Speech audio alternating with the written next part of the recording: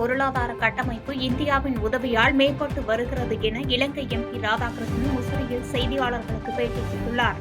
திருச்சி மாவட்டம் முசிறியில் திமுக ஒன்றிய செயலாளர் ராமச்சந்திரன் பிறந்தநாள் விழாவில் இலங்கையின் நுவரெலியா தொகுதியின் எம்பி ராதாகிருஷ்ணன் கலந்து கொண்டார். அப்போது செய்தியாளர்களை சந்தித்த அவர், இலங்கையில் பொருளாதார வளர்ச்சி இந்திய அரசின் நல்லுறவு மூலமாக மேம்பட்டு வருகிறது என்றும், இலங்கை அரசு பொருளாதார வளர்ச்சி அடையும் நடவடிக்கையை மேற்கொண்டு வருகிறது என்று தெரிவித்தார். இலங்கைக்கும் தமிழகத்திற்கும் உள்ள உறவு தொப்புள் கொடி உறவு என்றும், இந்த உறவு நல்ல முறையில் நிலைத்து நிற்கும். இந்த நல்லுறவை எந்த ஒரு சக்தியாலும் பிரிக்க முடியாது என தெரிவித்தார். கட்டமைப்பு கொஞ்சம் வீழ்ச்சி அடைந்த நிலையில் இருந்தது. அது மீண்டும் வந்துருக்கீங்களா? அது எப்போ சரியாகும்?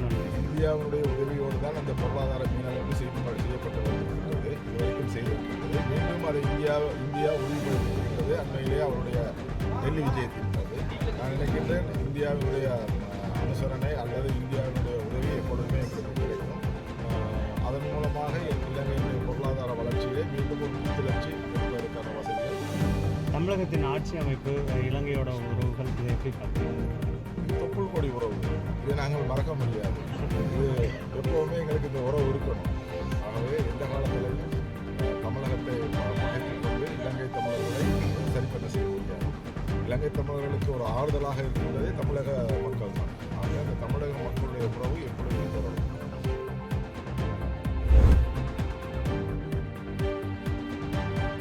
அம்பேத்கர் குறித்த அமித்ஷா கருத்துக்கு கண்டனங்களை தெரிவித்துக் கொள்வதாக திருப்பூரில் துணை முதலமைச்சர் உதயநிதி ஸ்டாலின் பேட்டியளித்துள்ளார்.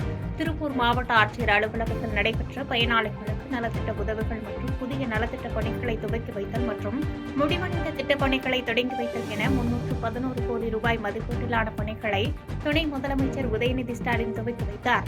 இதனைத் தொடர்ந்து திருப்பூர் மாவட்ட ஆட்சியர் கூட்டரங்கில் வருவாய் ஆய்வாளர்கள் உடனான ஆய்வுக் கூட்டத்தில் கலந்து கொண்டு மாவட்டத்தில் முடிக்க வேண்டிய பணிகள் குறித்து கேட்டறிந்தார். பின்னர் செய்தியாளர்களை சந்தித்த துணை முதலமைச்சர் உதயநிதி ஸ்டாலின், திருப்பூர் மாவட்டம் கல்வியில் சிறந்து விளங்குவதாகவும் சிறப்பான முறையில் மாவட்ட நிர்வாகம் செயல்பட்டு வருவதாகவும் தெரிவித்தார். மேலும் தொய்வடைந்த சில பணிகளை விரைந்து முடிக்குமாறு ஆய்வுக் கூட்டத்தில் அதிகாரிகளை அறிவுறுத்தியுள்ளதாகவும் தெரிவித்தார். மேலும் அமித்ஷா குறித்த கேள்விக்கு, அம்பேத்கர் குறித்த உள்துறை அமைச்சர் அமித்ஷாவின் கருத்துக்கு கண்டனங்களை தெரிவித்துக் கொள்வதாக கூறினார். இன்றைக்கு திருப்பூர் மாவட்டத்தில் வருகை தந்து நம்முடைய மாவட்ட ஆட்சித்தலைவர், அதுபோல அமைச்சர் சாமிநாதன் அவர்கள், கூடுதல் தலைமைச் செயலாளர், அமைச்சர் கல்வி செல்வர்கள், சட்டமன்ற உறுப்பினர்கள், நாடாளுமன்ற உறுப்பினர்கள், மேயர், அனைத்து அரசு அதிகாரிகள் முன்னிலையில் ஒவ்வொரு அரசு திட்டப்பணிகளும் எந்த நிலைமையில் இருக்கு, எவ்வளோ ஸ்பீடாக நடந்துட்டு இருக்கு, ஏதாவது சுணக்கங்கள் இருக்கா, என்ன பிரச்சனை அப்படிங்கிறத கேட்டு இன்றைக்கு தெரிஞ்சுட்டு அவங்க அரசு அதிகாரிகளே ஒரு டெட்லைன் மாதிரி கொடுத்துருக்கோம். இந்த பணிகள்லாம் இந்த நாளைக்குள்ள முடிக்கணும் அப்படின்னு அவங்க முடிச்சிடலாம்னு சொல்லியிருக்கிறாங்க. கல்வியில் திருப்பூர் மாவட்டம் மிகச் சிறப்பாக செயல்பட்டு கிட்டத்தட்ட 97% 12th பாஸ்களுக்கு மிகச் சிறப்பாக செயல்பட்டு கொண்டிருக்கிறது. இது ஆய்வுக் கூட்டத்துக்கு முன்பு நலத்திட்ட உதவிகளையும் வழங்கியிருக்கின்றோம். இனிமேல் இவங்களுக்கு கொடுத்த ரிப்போர்ட்டை நாங்கள் முதலமைச்சருடைய அலுவலகத்தில் சமர்ப்பிக்கிறோம். அங்கேருந்து தொடர்ந்து ஃபாலோ செய்யப்படும்.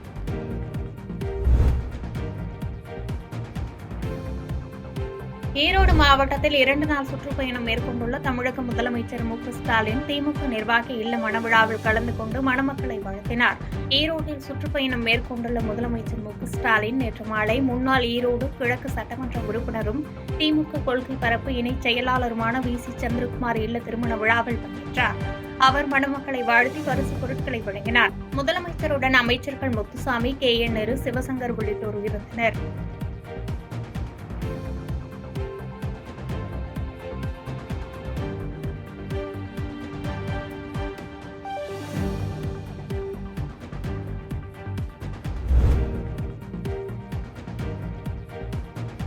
ஈரோடு நஞ்சனாபுரம் பகுதியில் இரத்த உயரழுத்த நோயினால் பாதிக்கப்பட்ட சுந்தராம்பாள் மற்றும் இயன்முறை சிகிச்சை பெற்று வரும் வசந்தா என்ற பயனாளர்களுக்கு தமிழக முதலமைச்சர் ஸ்டாலின் மருத்துவ பெட்டகத்தை வழங்கினார். ஈரோட்டில் முதலமைச்சர் ஸ்டாலின் பல்வேறு நிகழ்ச்சியில் கலந்து கொள்வதற்காக வந்துள்ள நிலையில் இந்த திட்டத்தின் புதிய மைல்கல்லாக 2 கோடி பயனாளர்கள் எட்ட உள்ள நிலையில் நஞ்சனாபுரம் பகுதியில் சுந்தராம்பாள் மற்றும் வசந்தா என்ற பயனாளிக்கு முதலமைச்சர் ஸ்டாலின் கிராமத்தில் உள்ள பயனாளிகளுக்கு மருத்துவ பெட்டகம் வழங்கியதன் மூலம் 2 கோடி பயனாளர்களை கடந்து சாதனை படைத்தது. இந்த மக்களை தேடி மருத்துவ பெட்டகம் வழங்கும் நிகழ்ச்சியில் சுகாதாரத்துறை அமைச்சர் மா. சுப்பிரமணியம், அமைச்சர் முத்துசாமி உள்ளிட்ட அமைச்சர்கள் பங்கேற்றனர்.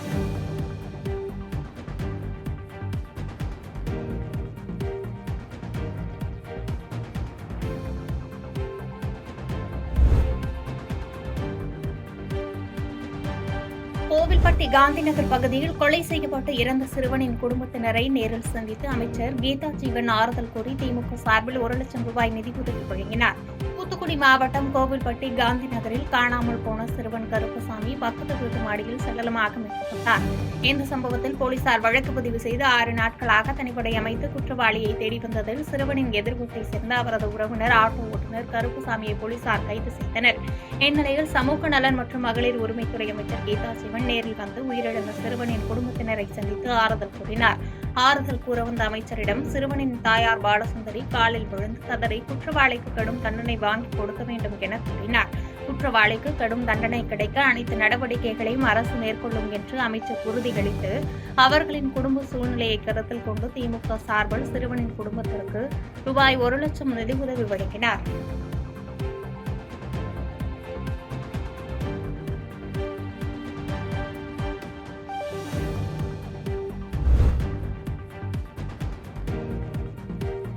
வேலூர் மாவட்டம் பேரணாம்பட்டு அருகே தரைக்காடு பகுதியில் நேற்று மாலை திடீரென லேசான சத்தத்துடன் நில அதிர்வு ஏற்பட்டதாகவும் இந்த சத்தமானது சுமார் 1 வினாடி வரை நீடித்ததாக தகவல் பரவியது.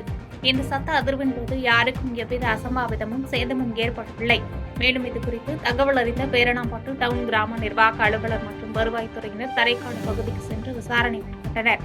மேலும் இதுகுறித்து குடியாத்தம் கோட்டாட்சியர் சுபலட்சுமி மற்றும் பேரணாம்பட்டு வட்டாட்சியர் ஆகியோர் தீவிரமாக கண்காணித்து வருகின்றனர்.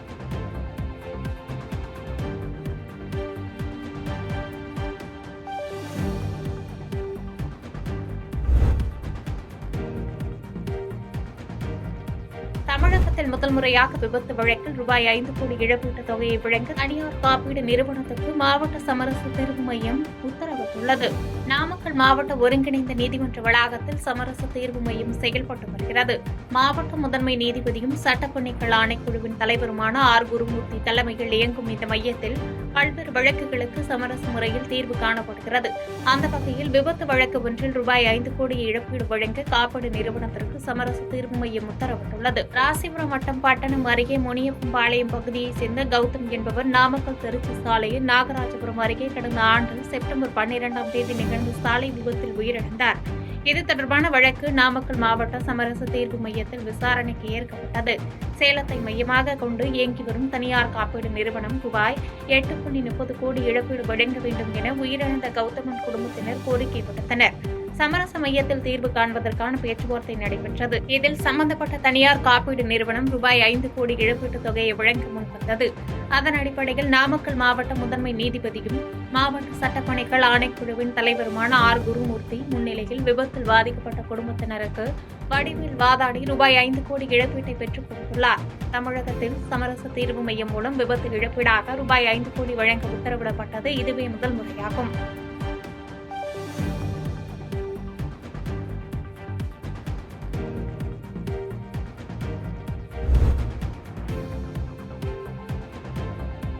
ஓமன் நாட்டில் நாமக்கல் முட்டைகளை விநியோகம் செய்ய மத்திய அரசு நடவடிக்கை எடுத்து வருவதால் முட்டை ஏற்றுமதியாளர்கள் எவ்வித அச்சமும் அடைய வேண்டாம் என்று முட்டை மற்றும் கோழிப்பண்ணை பொருட்கள் ஏற்றுமதி சங்க பொருளாளர் கேசவன் நாமக்கல்லில் தெரிவித்துள்ளார். வளைகுடா நாடுகளில் ஒன்றான கத்தார் நாட்டு அரசு முட்டை இறக்குமதியில் கடந்த நவம்பர் மாதம் புதிய கொள்கையை கொண்டு வந்து 60 கிராம் மற்றும் அதற்கு மேல் உள்ள எடைகளை கொண்ட முட்டைகள் மட்டுமே இந்தியாவில் இருந்து இறக்குமதி செய்ய அனுமதிக்கப்படும் என அறிவித்தது. இதனால் நாமக்கல்லில் இருந்து கத்தார் நாட்டுக்கு முட்டை ஏற்றுமதி செய்வது கடந்த 2 மாதங்களாக தடைப்பட்டது.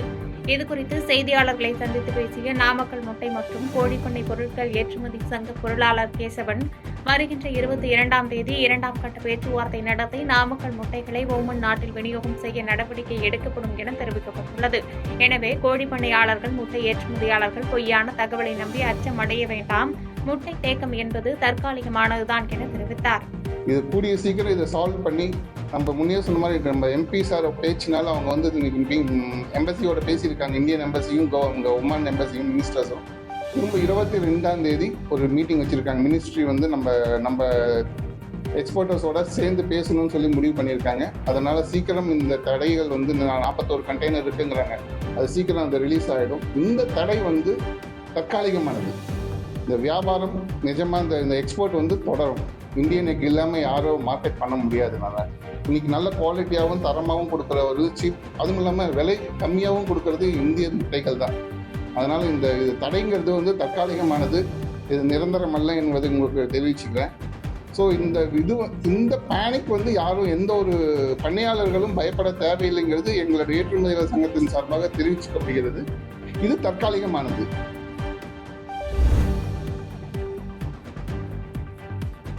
கிறிஸ்துமஸ் பண்டிகைக்கு இன்னும் 4 நாட்களே உள்ள நிலையில் கன்னியாகுமரி மாவட்டத்தில் கிறிஸ்துமஸ் பண்டிகை களை கட்ட தொடங்கியுள்ளது.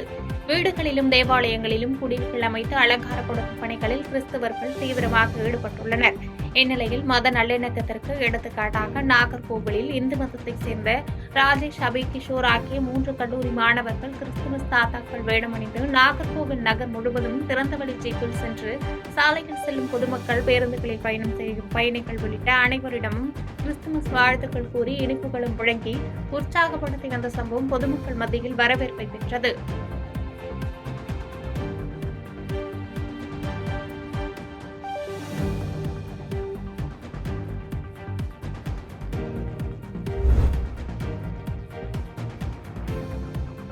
கோவை பிரகதி மருத்துவமனையில் பல புதிய பன்முக துறைகள் துவங்கப்பட்டுள்ளன. புதிய வசதிகளுடன் பன்முக மருத்துவ சேவையை புதிய வசதிகள் உள்ள துவக்க விழா பிரகதி மருத்துவமனையின் தலைவர் டாக்டர் ஜி பாலசுப்ரமணியன் தலைமையில் நடைபெற்றது. இவ்விழாவில் சிறப்பு விருந்தினராக மகாராஷ்டிராவின் ஆளுநர் சி.பி. ராதாகிருஷ்ணன் பங்கேற்று சிறப்பித்தார். மேலும் நோயாளிகளின் சேவையை மேம்படுத்துதல், கவனிப்பை உயர்த்துதல், அனைத்து வகையான சிகிச்சைகளையும் ஒரே மருத்துவமனை பெற வசதிகள் செய்யப்பட்டுள்ளன. 10 வருஷமா நாங்க சிறப்பாக எலும்பு முறிவு மற்றும் மூட்டு அறுவை சிகிச்சை செயல்பட்டு வந்துச்சு. இப்போ மருத்துவமனையை நாங்கள் விரிவாக்கம் பண்ணியிருக்கோம். இப்போ 100 பெட்டு மருத்துவமனையை விரிவாக்கம் பண்ணி அனைத்து வித ஸ்பெஷாலிட்டிஸையும் இன்ட்ரடியூஸ் பண்ணுறோம். சிறப்பான ICU, labour ward, state of the art operation theatre இதெல்லாம் இப்போ ஆரம்பிச்சிருக்கோம். அதனால் எல்லா விதமான மருத்துவமும் இனிமேல் பிரகதி மருத்துவமனையில் பார்க்கப்படும்.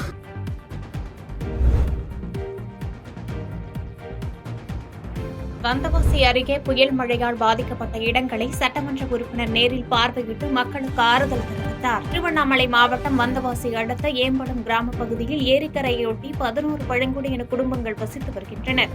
இந்த நிலையில் பெங்கல் புயல் மற்றும் மழையின் காரணமாக வீடுகள் மற்றும் பாதையை வெள்ள நீர் சூழ்ந்தது. இந்நிலையில் முழங்கால் அளவு தேங்கிய வெள்ள நீரில் நடந்து சென்று பாதிக்கப்பட்ட பகுதியை சட்டமன்ற உறுப்பினர் எஸ். அம்பேத்குமார் பார்வையிட்டு பழங்குடியின மக்களுக்கு ஆறுதல் கூறினார். மேலும் வீடுகளை சூழ்ந்துள்ள நீரை அகற்ற நடவடிக்கை எடுக்க வேண்டும் என துறை சார்ந்த அதிகாரிகளுக்கு உத்தரவிட்டார். அப்போது பயிர் பாதிப்பு குறித்து வேதனை தெரிவித்த விவசாயிகளிடம் ஆவணம் செய்வதாக உறுதியளித்தார்.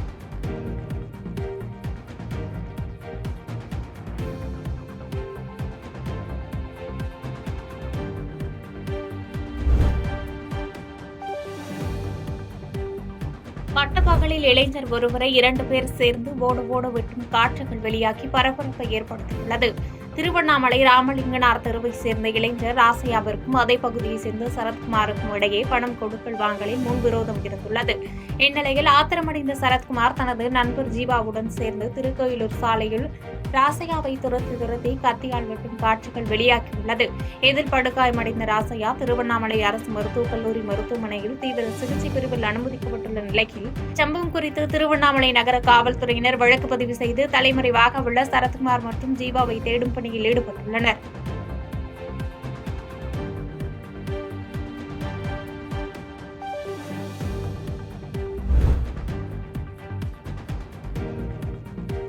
திருவண்ணாமலை மாவட்டம் அருணாச்சலேஸ்வரர் கோயிலில் நடிகர் ரஜினியின் அண்ணன் சத்யநாராயண ராவ் மக்களோடு மக்களாக வரிசையில் நின்று சுவாமி தரிசனம் மேற்கொண்டார். அருணாச்சலேஸ்வரர் கோவிலில் நின்று மலை உச்சியில் காட்சியளித்த மகாதீபத்தை மனமுருகி சத்யநாராயண ராவ் வழிபட்டார்.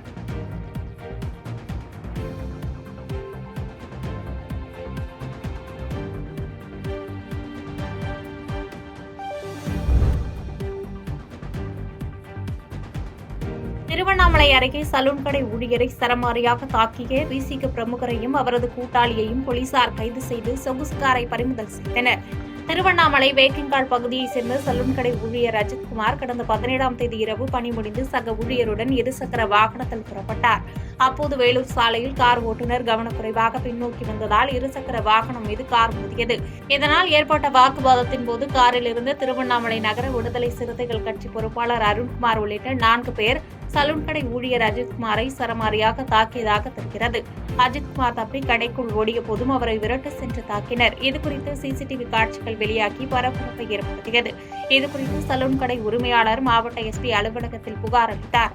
அதன் பேரில் திருவண்ணாமலை கிராமிய காவல் நிலைய போலீசார் அருண்குமார் உள்ளிட்டோரை தேடி வந்தனர். இந்நிலையில் கலசப்பாக்கம் அடுத்த சீட்டம்பட்டு கிராமத்தில் மறைந்திருந்த அருண்குமார், அவரது கூட்டாளி நாகராஜ் இருவரையும் தனிப்படை போலீசார் கைது செய்து அவர்கள் பயன்படுத்திய சொகுசு காரை பறிமுதல் செய்தனர்.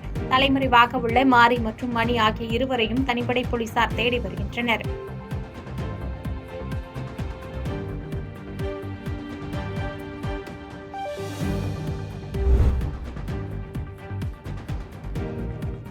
புதுச்சேரியில் 6 ஆண்டுகளுக்கு பிறகு பேருந்து கட்டணம் உயர்த்தப்பட்டுள்ளது. புதுச்சேரியில் கடந்த 2018ஆம் ஆண்டுக்கு பிறகு தற்போது பேருந்து கட்டணம் உயர்த்தப்பட்டுள்ளது. இதற்கான அறிவிப்பை துணைநிலை ஆளுநர் கைலாஷ்நாதன் உத்தரவின்படி போக்குவரத்து துறை கூடுதல் செயலர் சிவக்குமார் வெளியிட்டுள்ளார். ஏசி வசதி இல்லாத டவுன் பேருந்துகளுக்கு குறைந்தபட்ச கட்டணம் 5லிருந்து 7 ரூபாயாகவும் அதிகபட்ச கட்டணம் 13லிருந்து 17 ரூபாயாக உயர்த்தப்பட்டுள்ளது. அதாவது குறைந்தபட்சம் 2 ரூபாய், அதிகபட்சம் 4 ரூபாய் உயர்த்தப்பட்டுள்ளது. மேலும் ஏசி டவுன் பேருந்து குறைந்தபட்ச கட்டணம் 10லிருந்து 13ஆகவும் அதிகபட்ச கட்டணம் 20லிருந்து 34ஆக உயர்த்தப்பட்டுள்ளது. இந்த கட்டண உயர்வு மூலம் புதுச்சேரி கடலூர் பஸ் கட்டணம் 20 ரூபாயிலிருந்து 25ஆக உயர்ந்துள்ளது.